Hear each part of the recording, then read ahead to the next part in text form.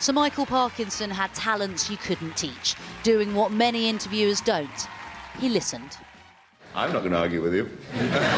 You're not as dumb as you look. Interviewing Muhammad Ali was, Parky famously said, up there with his greats. He was the most remarkable man I ever met. I mean, he really was. He wasn't just a great prize fighter, possibly the greatest fighter there's been. He was an extraordinary human being. And also, too, I mean, we had a confrontation on screen, you know, which was quite difficult. I mean, to sit next to a jockey who was angry with you is one thing. To sit next to 17 stone world heavyweight champion is quite another thing. Parkinson's friends say his warmth wasn't just for the cameras. Well, he was a friend and he listened to everybody. That was the thing. Mind you, when we were together, then he was a good chatter and I was a listener. Welcome, please, the Prime Minister, Tony Blair. For decades, millions spent Saturday nights with Parkinson. Politicians and pop stars always grateful for the airtime. David is, I call him golden balls, you know, now, because I mean... It's a good one, that one, isn't it? That's going to be... I know, that's one of those things I shouldn't have said, but... Interviewing more than 2,000 guests on his show, people told Parky things. Even the guarded became unguarded. What was the problem? Why didn't they like him? You know, when you marry into the royal family, you marry and you understand the rules. Perhaps I didn't understand the rules and I pushed against them. The son of a coal miner from Barnsley, Parkinson Sr. was determined that his son would not follow him down the pit. So he began his career making news and the tea in journalism.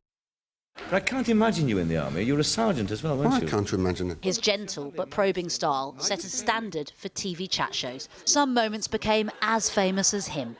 Take George Michael. After that incident in a public toilet, the pop star gave his first interview to Parkinson. My mum would allow me to stay up beyond a certain time in the evening only to watch the Parkinson show. She probably wouldn't have been quite as thrilled that I had to take my willy out to get on here. Some encounters were famously more awkward, like this interview with Meg Ryan. If you were me, what would you do now? Well, just wrap it up.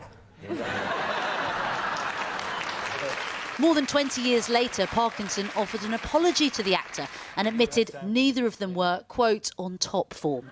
There were moments of levity too. Most people shouldn't mix puppets and TV, but Parky pulled it off. Well, I wouldn't know what to look.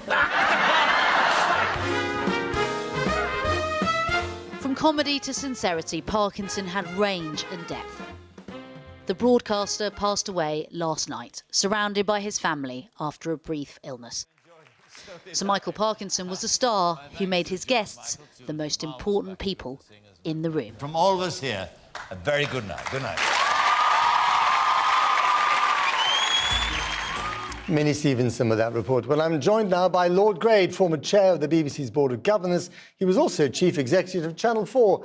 Michael Grade, Lord Grade, good to have you on the programme. You knew Michael Parkinson well, the other Michael. What was his particular talent at interviewing? Well, he combined a brilliant training as a journalist, which taught him the right questions to ask. But secondly, he was interested in conversation, which seems to be a dying art today. He was never more at ease than interviewing people he admired. He would have had no truck today with celebrity, people who are sort of famous for 2 or 3 days on a front page of a tabloid or social media or whatever. He was interested in people's talent and he revered talent and he wanted that talent to be able to express itself. So he listened and he probed gently. Gently, indeed. That's what everyone seems to be saying. But he wasn't fawning either, was he?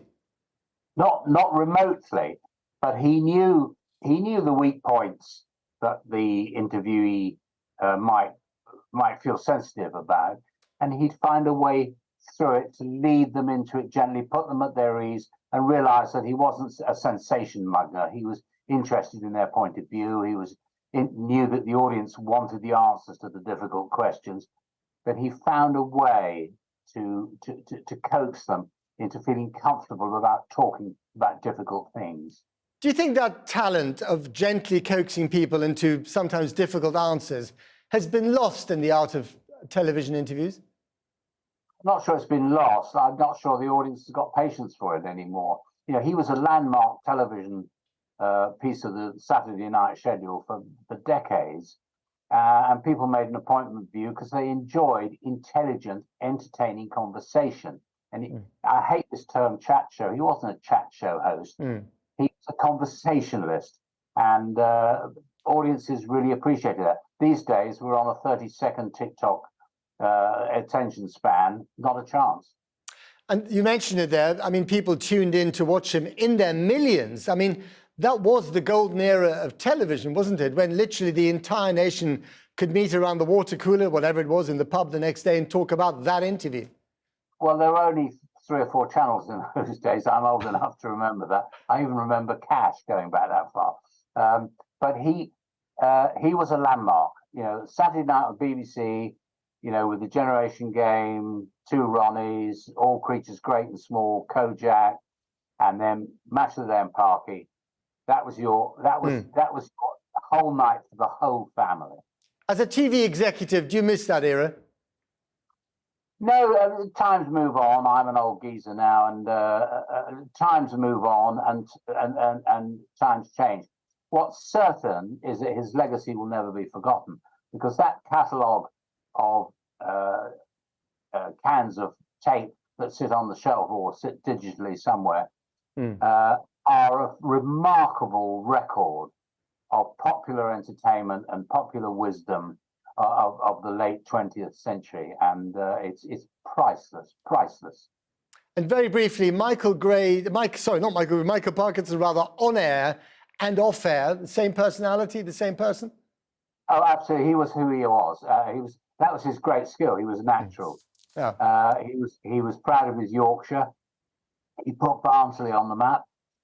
He was a fine writer, a fine journalist, a fine interviewer, and a very fine human being. Michael Grade, thank you very much indeed.